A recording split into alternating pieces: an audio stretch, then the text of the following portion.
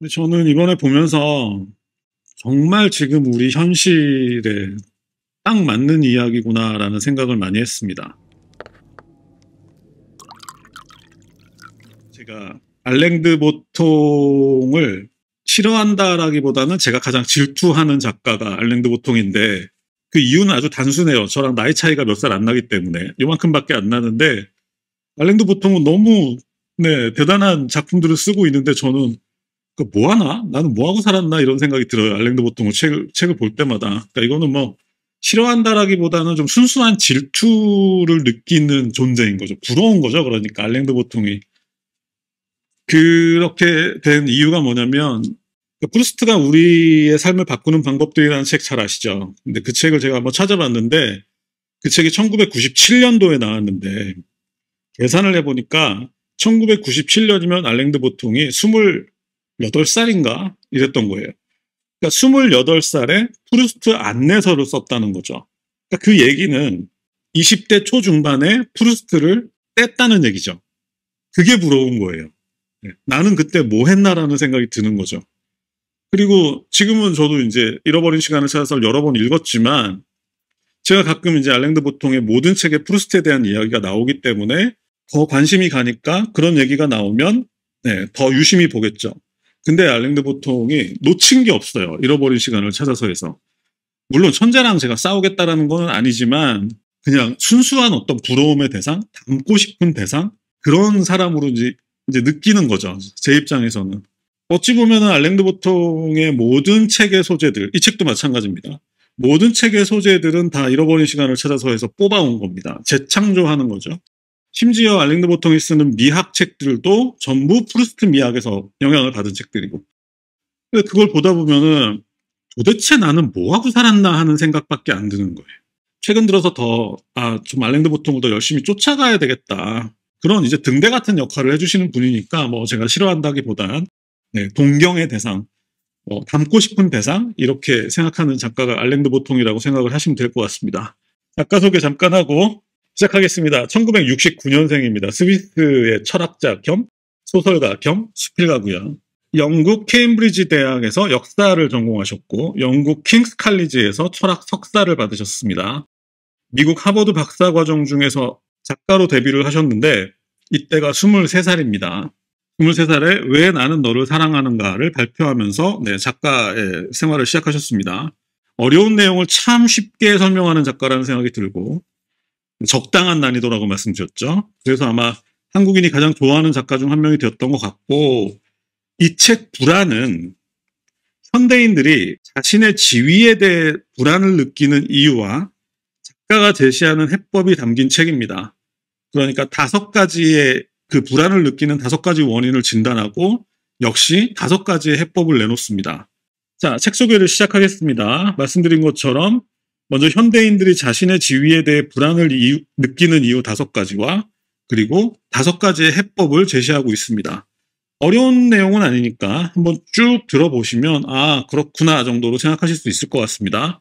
먼저 현대인들이 불안을 느끼는 이유 5가지 중에 첫 번째 제목은 사랑 결핍입니다. 인간이 먹을 것과 잠자리가 확보된 뒤에도 더 높은 지위를 바라는 것에 대해 알랭드 보통은 어쩌면 그 이유가 사랑 때문일지도 모르겠다고 얘기합니다. 이런 식으로 독자의 관심을 끌죠. 사랑이라는 키워드를 던져서. 그런데 알랭드 보통이 얘기하는 사랑이라는 거는 결국 그 이성 간의 사랑이 아니라 다른 사람들로부터 더 많은 관심을 받고 싶은 욕구, 이것을 일장에서 사랑이라고 말하고 있습니다. 그러니까 결국은 돈이나 명성, 영향력 같은 것들은 자신이 얼마나 사랑받고 있는지에 대한 증거가 되기 때문인데 이게 왜 그렇게 되냐면 프로이트가 살짝 들어오는데 우리가 어릴 때는 부모로부터 절대적인 관심을 받죠. 근데 그러다가 성장하고 어른이 되면 그 누구도 우리 자신에게 절대적인 관심을 주지 않습니다. 관심을 받기 위해서 우리는 뭔가를 해야 되는데 그런 것 중에 대표적인 게 돈이나 명성, 영향력 같은 것들을 우리가 얻었을 때 비로소 사람들의 관심을 받을 수 있다는 거죠. 그래서 이제 알랭드 보통은 사실 이것은 우리가 흔히 생각하는 낭만적인 사랑과는 종류가 다르지만 다른 사람의 호의적인 눈길을 받으며 편안함을 느낀다는 점에서는 차이가 없다고 말하고 있습니다. 결국은 누군가의 계속된 호의적인 관심을 받고 싶다라는 욕구 때문에 인간이 더 높은 지위를 바라게 되고 그로 인해서 불안을 느끼는 것 아닌가. 첫 번째 진단이었고요. 두 번째 진단은 속물근성입니다. 속물근성은 이제 스노비즘이라고 하죠. 이것은 19세기 초 영국의 옥스포드와 케임브리지에서 귀족과 일반 학생을 구분하기 위해 사용했던 용어에서 비롯된 것인데 시간이 지나면서 상대방의 지위에 유난히 민감하게 반응하는 사람들을 일컫는 표현이 되었다고 합니다. 그러니까 이 속물들은 상대방의 사회적 지위를 그 사람의 인간적 가치와 똑같이 평가한다고 합니다.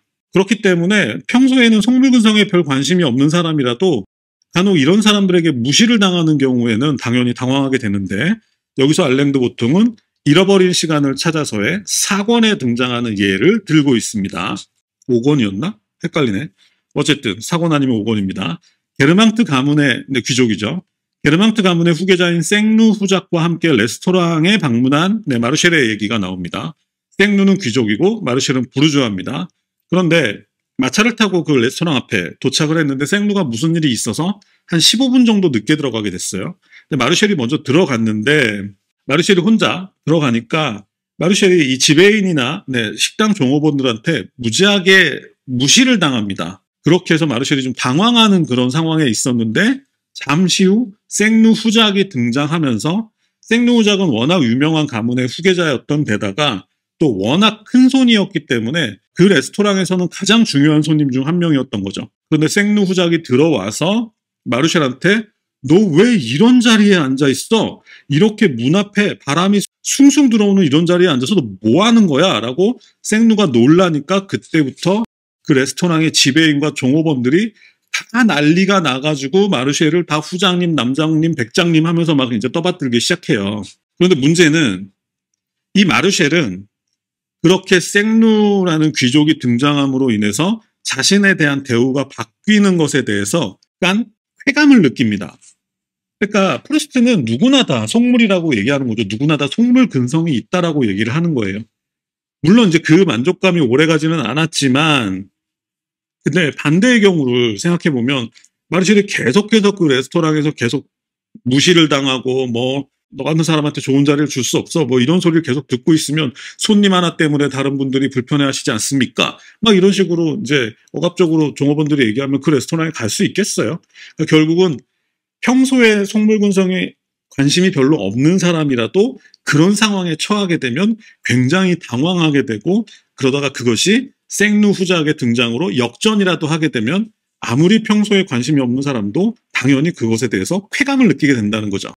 그래서 이런 속물근성, 그러니까 지위가 높으면 높을수록 무시당하지 않을 확률이 높아지기 때문에 불안을 느끼게 된다. 자, 세 번째 진단은 기대입니다.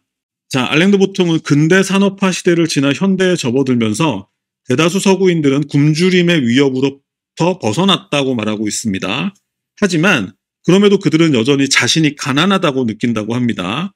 그러니까 실제적 궁핍은 급격하게 줄어들었지만 역설적이게도 궁핍감과 궁핍에 대한 공포는 사라지지 않았고 오히려 늘어나기까지 했는데 여기서 기대라는 말이 나옵니다. 이 기대라는 것은 결국 상대적인 감정이라는 거죠. 알랭드 보통이 정의하는 이 기대는 내가 속한다고 생각하는 집단 구성원들에 비해 내가 뒤처진다고 느낄 때 불안을 느끼게 된다고 합니다. 예를 들어서 아파트 옆집에 사는 사람이 평수가 같겠죠? 근데 그 사람이 비싼 차를 타고 이런 식으로 쭉쭉 나가는 것 같으면 당연히 그것에 대해서 불안을 느끼게 된다는 거죠. 그런데 알랭드 보통은 여기에 대해서 알랭드 보통이 철학자라는 걸 알 수 있는 게 이게 17세기 이후 나타난 평등주의 사고의 영향이라고 얘기를 하고 있습니다. 평등주의가 나타나기 전에는 과거에는 자신의 조건을 그저 있는 그대로 받아들였지만 평등주의 사고가 퍼져나가면서 자신에게 없는 것을 가진 사람을 볼 때마다 괴로워하게 되었다는 거죠. 기대치가 높아졌다는 거죠.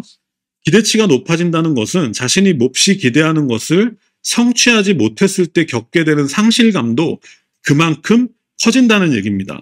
내가 무언가 관심이 없는 거는 제가 갖지 않아도 상관이 없지만 제가 무언가 갖고 싶었는데 그것을 갖지 못했을 때 그 상실감은 그만큼 더 커진다는 거죠. 그리고 이것은 기독교 시대가 끝나면서 더 심화되었는데 기독교 시대가 끝났다라는 이야기는 이렇게 정의할 수 있죠. 이제는 대다수의 사람들이 내세를 믿지 않게 되었다. 그러니까 내세를 믿지 않는 사람이 늘어날수록 사람들은 현생에서 뭔가 이뤄야 한다는 강박에 시달리게 되었다고 하는데 이것은 2주 후에 세계문학 시간에서 미셸 우엘백의 소립자라는 책을 통해서 자세하게 말씀드리겠습니다. 3장 기대의 장은 장자크 루소의 인간 불평등 기원론으로 마무리하고 있습니다. 이런 내용이 써 있다고 해요. 저도 읽었는데 몰랐습니다. 부란 우리가 갈망하는 것을 소유하는 것이다. 부는 절대적인 것이 아니다. 부는 욕망에 따라 달라지는 상대적인 것이다. 우리가 얻을 수 없는 뭔가를 가지려 할 때마다 우리는 가진 재산에 관계없이 가난해진다. 이런 이야기를 장자크 루소가 인간 불평등 기원론에 이미 적어놓았다고 합니다.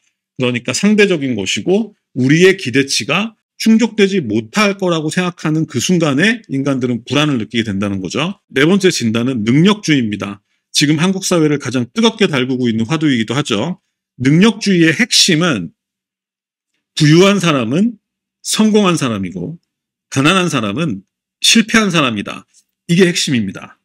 가난한 사람은 실패자라는 거죠. 그리고 현재 우리는 그런 시대에 살고 있기 때문에 지위에 대한 불안을 느끼게 된다는 건데 여기서 알랭드 보통은 전통적인 기독교 사회에서 어떤 사람이 소유한 부나 지위는 별 의미가 없었습니다. 왜냐하면 예수님의 직업 자체가 목수였잖아요. 그러니까 오히려 가진 사람에 대해서 그렇게 선호하지 않았죠. 기독교 사회에서는 가난한 자가 천국에 들어갈 확률이 높다 이런 얘기도 있었던 것 같은데 그런데 알랭드 보통은 여기서 애덤 스미스의 국부론이 1776년도에 나왔습니다.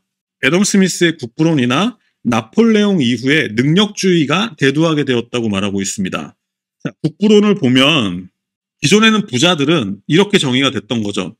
탐욕스러운 인간들, 자기밖에 모르는 인간들 이런 식으로 부자들이 정의가 됐었는데 국부론 이후 부자들은 그들은 이기적이고 오직 자기 자신의 욕망에만 관심이 있을 뿐이지만 그럼에도 불구하고 그들은 보이지 않는 손에 이끌려 사회 전체가 잘 사는데 기여한다고 정의했습니다. 애덤 스미스가.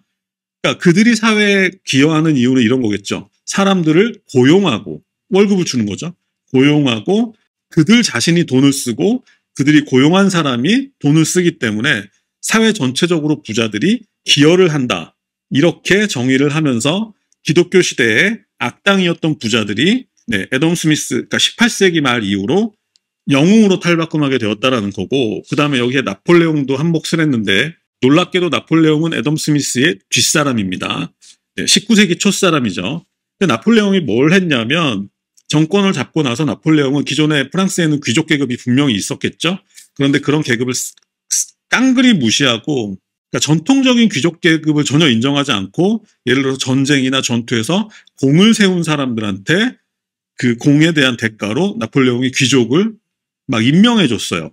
그래서 이것을 잃어버린 시간을 찾아서에 나오는 얘기인데 이런 사람들을 제정시대의 귀족이라고 합니다. 그러니까 제정시대라는 게 황제가 다스리던 시대라는 뜻이고 나폴레옹이 황제였기 때문에 나폴레옹이 임명한 귀족들을 프랑스 사람들은 제정시대 귀족이라고 하는데 잃어버린 시간을 찾아서에서는 전통 귀족, 앙시엥 레짐이라고 합니다. 프랑스 혁명 전부터 귀족이었던 사람들, 앙시엥 레짐들이 이런 제정시대 귀족들을 무시하는 그런 장면들이 자주 등장합니다. 어쨌든 이런 애덤 스미스의 국부론이나 나폴레옹을 거치면서 결과적으로 능력주의 시대가 시작되기 시작했다는 거고요. 그래서 능력주의 사회가 시작되면서 돈에 대한 평가도 달라졌다고 말하고 있습니다. 예전에 그 계급사회에서는 누군가 부자라는 얘기는 당연히 그의 부모나 조상이 부자였기 때문에 자신이 부자인 거예요. 그러니까 그것에 대해서 그 누구도 궁금증을 갖지 않았어요. 그 사람이 능력이 있어서 부자인 게 아니라 그 사람의 조상이 부자였기 때문에 부자라는 거지 그 사람 자체를 인정하지는 않았다는 거죠. 그런데 능력주의 사회가 시작되면서 돈이 이제는 그 사람의 능력을 평가하는 주요 기준이 되었다는 겁니다. 스스로 능력이 좋아서 돈을 벌었겠지라고 생각하게 되었다는 거죠. 그래서 결국은 능력주의 사회의 결과로 부자가 더 유능하고 가난한 사람은 무능하다라는 공식이 만들어졌다는 겁니다. 그래서 능력주의 사회에서는 지금 한국이 능력주의 사회죠. 능력주의 사회에서는 가난이라는 고통에 수치라는 모욕까지 더해지게 되었다. 그래서 인간은 자신의 지위에 대해 불안을 느끼게 되었다. 자, 마지막 5번째 진단은 불확실성이라고 정의하고 있습니다. 자, 전통사회에서는 높은 지위에 오르는 것도 어려웠지만 그 지위에서 내려오는 것은 더 어려웠다고 말하고 있습니다. 폐쇄적이지만 안정적이었다는 거죠. 레드오션이었기 때문에 지금 우리나라 대기업들이 레드오션이라서 아주 돈을 잘 벌고 있죠. 경쟁자가 없기 때문에, 도전자가 없기 때문에. 그런 것처럼 전통 과거 사회에서는 계급이 분명했기 때문에 신분이 상승하는 것도 어려웠지만 그 일단 상승하면 거기서 떨어지는 것은 더 어려웠다라는 거죠. 그래서 그때는 중요한 것은 내가 무엇을 하느냐가 아니고 내가 누구냐는 것만 중요했다고 합니다. 그런데 능력주의 사회가 시작되면서 높은 지위도 그 사람의 능력에 따라서 얼마든지 성취 가능한 목표로 제시된 거죠. 결국 피라미드 구조에서 위로 올라갈 수 있는 좁지만 확실한 사다리가 놓여지게 됐습니다. 근데 그것 때문에 그 좁은 사다리를 올라가기 위한 경쟁이 심해졌겠죠. 그래서 그로 인해서 결국 노동자들은 치열한 경쟁 속에서 자신이 언젠가 뒤처질지도 모른다는 불안에 시달리게 되었다고 정의하고 있습니다. 이것을 1848년에 발표된 마르크스의 공산당 선언의 문장을 인용하고 있는데, 부르주아는 개인적 가치를 녹여 교환 가치를 만들어냈다. 딱 맞는 표현이죠. 결국은 이 불확실성이라는 말의 그 의미는 아무리 오랜 세월 동안 어느 직장에 헌신한다고 해도 자신의 지위가 평생 보장되지 않는다는 것이죠. 그리고 조직에서 자신은 결국 이윤을 얻기 위한 수단에 지나지 않는다는 사실을 모두 알고 있죠. 그렇기 때문에 현대인들은 늘 불안 속에서 살 수밖에 없다. 이렇게 5가지 진단을 하고요. 자, 이제는 해법에 대해서 얘기를 해보겠습니다. 첫 번째, 해법에도 5가지가 있다고 말씀드렸는데 첫 번째는 철학입니다. 이성의 힘에 대해서 얘기하고 있어요. 그러니까 우리는 이성의 힘을 통해서 타인의 평가가 아닌 지적인 양심에 따라 사고하고 행동하려 노력할 수 있다라고 얘기를 하고요. 그리고 또한 철학적 사고를 하면 우리의 불안도 유용하게 활용할 수도 있다.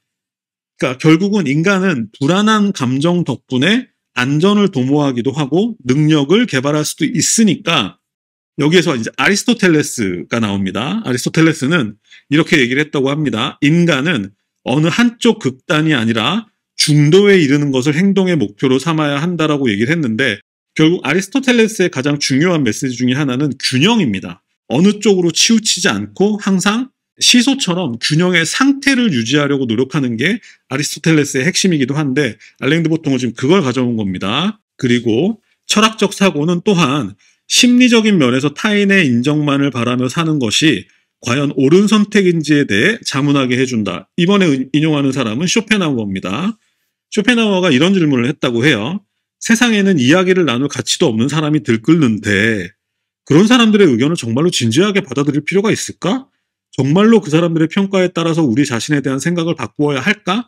라는 쇼펜하우어가 질문을 던졌다고 합니다. 결국 대다수 철학자들은 외부의 인정이나 비난의 표시보다는 우리 내부의 양심을 따르라고 권하고 있다는 거죠. 중요한 것은 우리가 타인에게 어떻게 보이는가가 아니라 내 자신은 어떤 사람인가 하는 것이 더 중요하다는 것을 철학자들은 말하고 있다. 이렇게 정리하고 있고요. 2번째 해법은 예술입니다. 알랭드 보통의 미학과는 프루스트에게 영향을 받았다고 말씀드렸죠. 프루스트는 쇼펜하우어에게 영향을 받았습니다. 자, 이렇게 정의를 하고 있습니다. 예술은 무슨 쓸모가 있을까? 없다. 이렇게 정의를 합니다. 쇼펜하우어나 프루스트는 쓸모가 없다는 거죠. 하지만 그것을 전제로 예술은 우리의 시각을 교정하고 아름다움을 인식하도록 교육하고 고통을 이해하거나 감수성에 다시 불을 붙이도록 돕고 감정이입 능력을 길러주고 슬픔이나 웃음을 통해 도덕적인 균형을 다시 잡아주려고 노력한다. 그래서 결론은 예술은 삶에 대한 비평이다. 이렇게 얘기를 하고 시작합니다.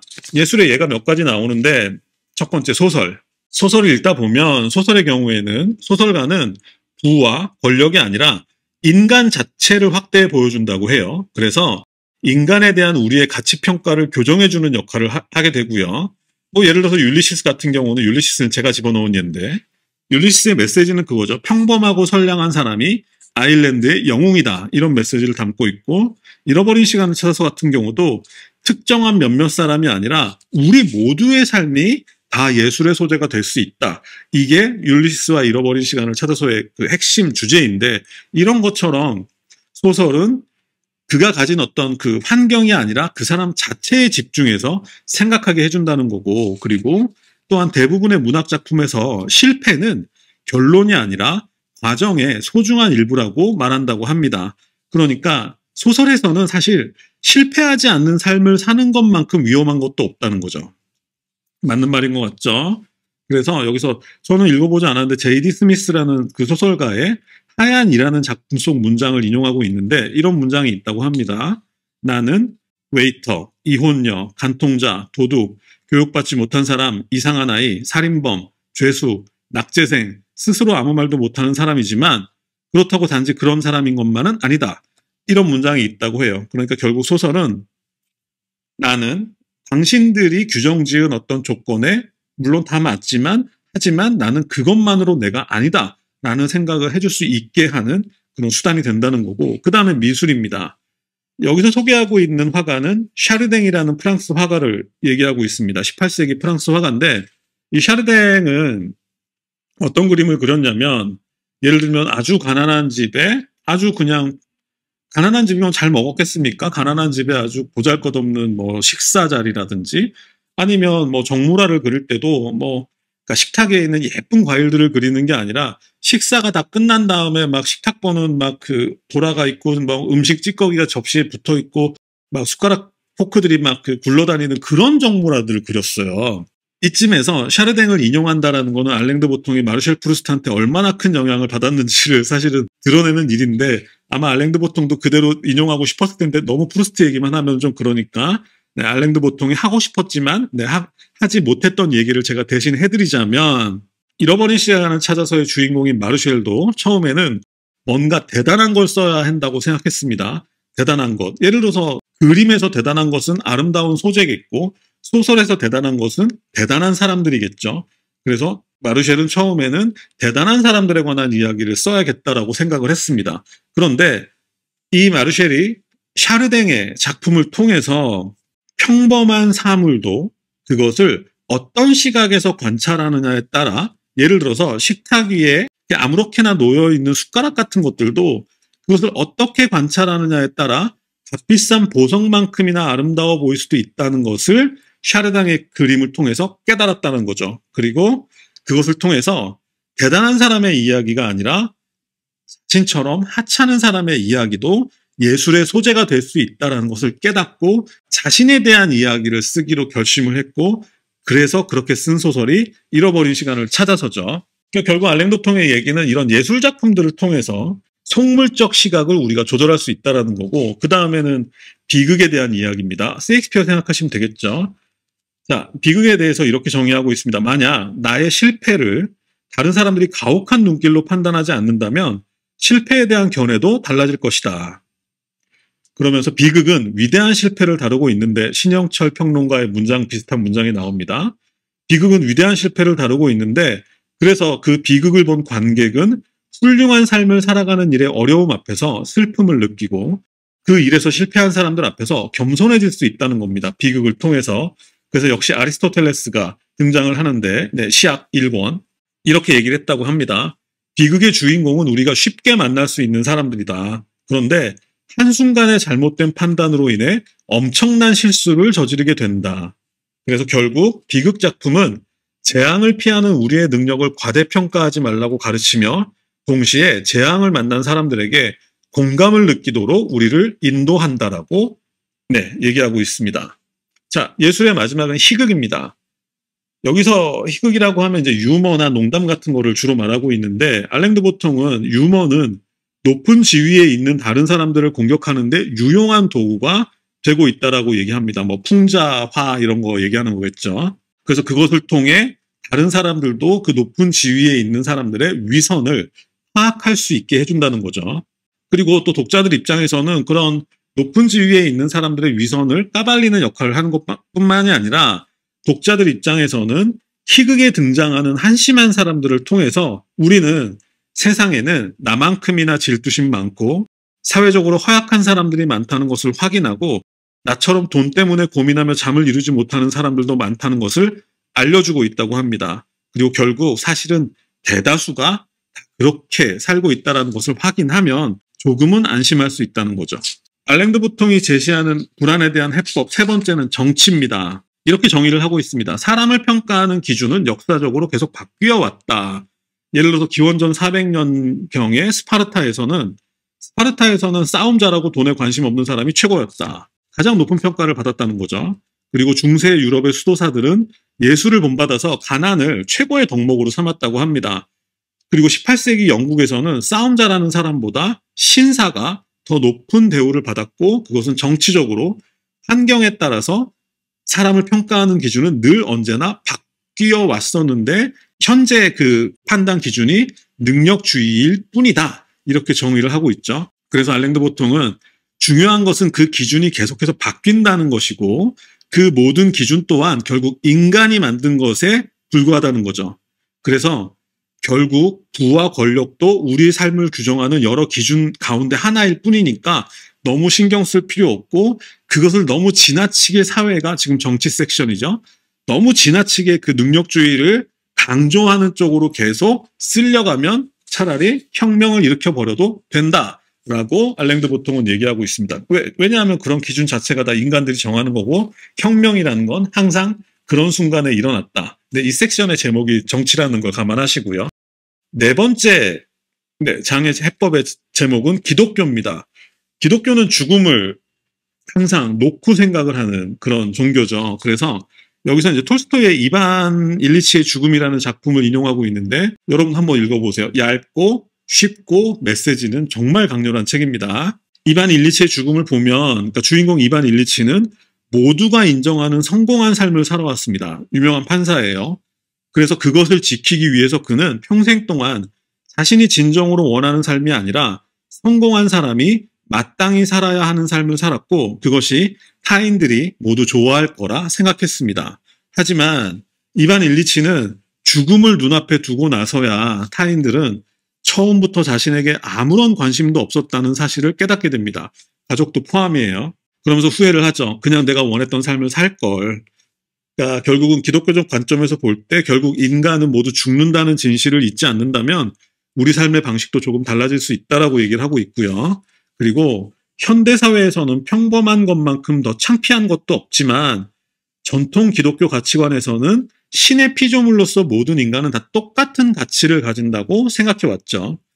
결국 명성을 얻고자 하는 욕망의 목적은 평범한 인간이 되고 싶지 않다라는 이유 때문인데 그런데 여기서 알랭드 보통은 만약 구성원 대부분이 만족하는 공동체 같은 것을 만들 수 있다면 여기서 알랭드 보통은 스위스의 취리히를 예를 들고 있습니다. 그러니까 취리히는 누구나 살고 싶어하는 도시라는 거예요. 만약 그런 아름다운 공동체를 만들 수 있다면 그곳에 사는 사람들이 꼭 옆집에 사는 사람들보다 더 돈을 많이 벌려고 할까?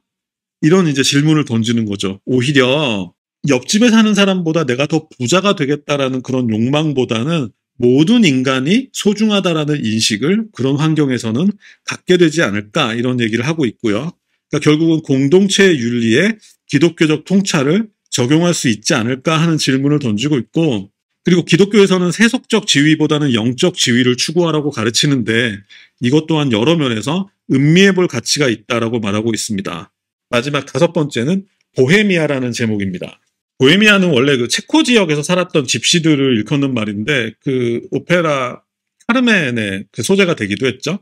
제가 카르멘을 좋아해가지고 이제 파고 들어가 봤더니 집시들이 어디서 왔냐면 인도 쪽에서 왔나 봐요. 그래서 이제 생김새도 다르고 말투도 다르고 그랬다고 하는데 어쨌든 처음에는 그 체코 지역에 이제 많이 있던 그 집시들을 일컫는 말이었는데 시간이 지나면서 사회 주류의 가치관에 반발하고 대안을 제시하려는 사람들을 가리키게 되었다고 합니다. 그러니까 결국은 이 보헤미아는 19세기 초부터 등장한 능력주의에 대한 어떤 반작용으로 등장한 사상이라고 생각하시면 되는데 그러니까 그때 상업적 성공과 명예를 중요시한 부르주아와는 다르게 보헤미안들은 예술적 감수성을 그것보다 더 중요한 기준으로 삼았다고 합니다. 여기서 몇 가지 예를 들고 있는데 첫 번째는 우리가 좋아하는 잭 케루악의 온더로드. 온더로드가 아마 1960 몇 년에 나온 책인데 이런 문장이 써 있다고 합니다. 매일 같은 삶을 반복하는 출퇴근 노동자가 될 것인가? 아니면 길의 아들이 되어 화물차가 지나가는 것을 보고 광대한 하늘을 가슴에 받아들이고 조상의 아메리카의 무게를 느끼고 싶어하는 자유로운 정신의 소유자가 될 것인가? 이런 메시지가 담겨 있다고 합니다. 저는 기억이 안 나네요. 그리고 여러분 좋아하시는 미국의 헨리 데이비스 소로우의 월든. 월든은 1845년도에 나온 책입니다. 월든요. 자라투스트라보다 먼저 나왔습니다. 30년 먼저 나왔습니다. 정말 일찍 나온 책이죠. 그런데 월든에서 헨리 데이비스 소로우는 이렇게 얘기를 하죠. 외적으로는 평범하지만 내적으로는 풍요로운 삶을 살겠다는 목표를 세우고 월든 호숫가로 갔다. 그러면서 아주 이런 유명한 문장이 있죠. 영혼에 필요한 것을 사는데 돈은 필요하지 않더라.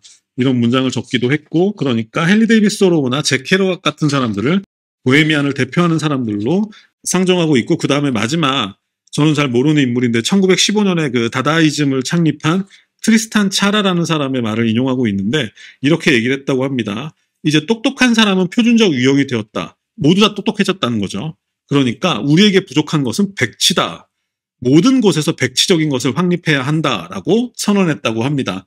재밌죠? 그런데 결국 이 보헤미안을 우리 같은 사람들이 볼 때도 그냥 반작용 그런 애들이 있지, 저항하는 애들이 있지, 반항하는 애들이 있지 라고 생각하기 쉽지만 실제로 이 보헤미안들이 이루어낸 것들이 꽤 있다고 해요. 그러니까 대표적으로 이 보헤미안들이 이루어낸 게 어떤 거냐면 법률가나 기업가나 과학자나 의사 같은 직업뿐 아니라 시인이나 여행가나 에세이스트도 그만큼 중요한 직업이라는 공감대를 이끌어낸 사람들이 바로 이 보헤미안이라고 합니다. 그러니까 판사나 의사의 길 말고도 다른 길이 있다는 것에서 위로와 확신을 얻을 수 있다는 거죠. 이렇게 5가지 진단과 5가지 해법을 제시하면서 이 책은 마무리를 하고요.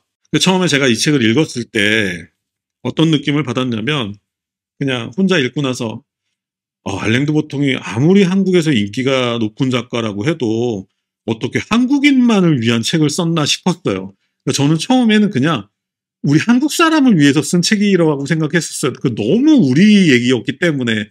그런데 결국 생각해보니까 다른 나라들도 정도의 차이는 있지만 다 비슷했구나라는 걸 알게 됐고, 근데 제가 이 책을 읽고 여러분들 아마 다 이해를 하셨을 텐데 그냥 제가 첨언하고 싶은 얘기 한 가지는 그렇다고 해서 우리가 지금 한국 사회, 현재 한국 사회의 주된 흐름을 거부하자는 말을 하고자 하는 건 아닙니다. 저는 주된 흐름을 거부하면 인생이 되게 피곤해집니다.